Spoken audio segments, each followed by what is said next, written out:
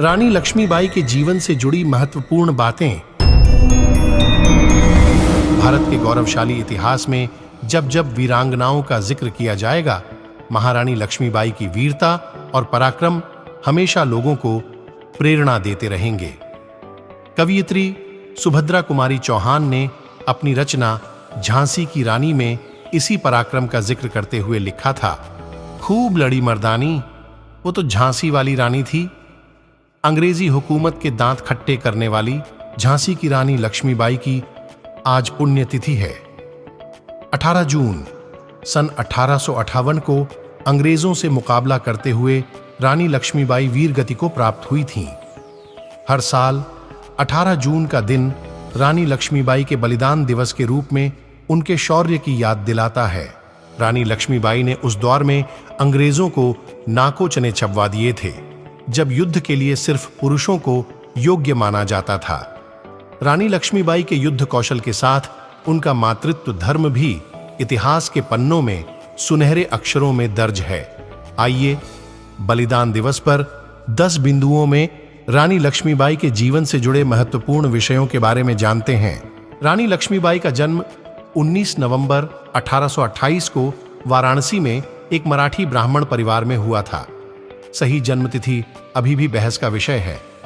माता पिता ने उनका नाम मणिकर्णिका रखा था। लोग उन्हें प्यार से मनु बुलाते थे। सिर्फ 4 साल की आयु में ही मणिकर्णिका की मां का निधन हो गया। अपने पिता के साथ मणिकर्णिका पेशवा आ गईं। यहां पेशवा बाजीराव द्वितीय ने उन्हें अपनी पुत्री का रूप में पाला। यहां उन्हें प्यार से लोग छबीली बुलाते थे। जब वह बड़ी हुईं तो उन्हें युद्ध कला जैसे तलवारबाजी और घुड़सवारी का प्रशिक्षण दिया गया। इस तरह के असामान्य पालन पोषण के कारण वह अपनी उम्र की अन्य लड़कियों की तुलना में अधिक स्वतंत्र थी। 14 साल की उम्र में मणिकर्णिका का विवाह झांसी के राजा गंगाधर नेवलकर से हुआ। यहीं से उनका नाम बदलकर मणिकर्णिका से लक्ष्मीबाई पड़ा। कुछ वर्षों बाद लक्ष्मीबाई ने एक पुत्र को जन्म दिया। हालांकि केवल 4 वर्ष की आयु में ही उसका निधन हो गया। इसके बाद राजा ने दामोदर राव को दत्तक पुत्र के रूप में गोद लिया। हालांकि इसके कुछ दिनों में ही राजा की मृत्यु हो गई। अंग्रेजों ने अवसर देखकर झांसी पर हमला बोल दिया। झांसी ने भी ईंट का जवाब पत्थर से दिया।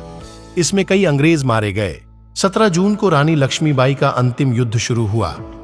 युद्ध जब चरम पर पहुंचा तब रानी दत्तक पुत्र को पीठ पर बांध घोड्डे की लगाम मुंह में दबाए दुश्मनों से निर्भीकता पूर्वक युद्ध करने लगीं। अंग्रेजों से युद्ध करते हुए वह सोनरेखा नाले की ओर बढ़ चली, किंतु दुर्भाग्यवश रानी का घोड्डा इस नाले को पार नहीं कर सका। उसी समय अंग्रेजों ने उन पर हमला कर दिया।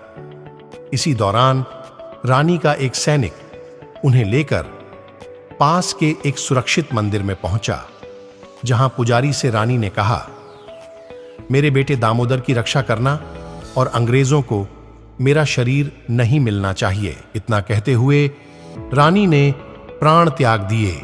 मृत्यु के बाद वहां मौजूद रानी के अंगरक्षकों ने आनन फानन में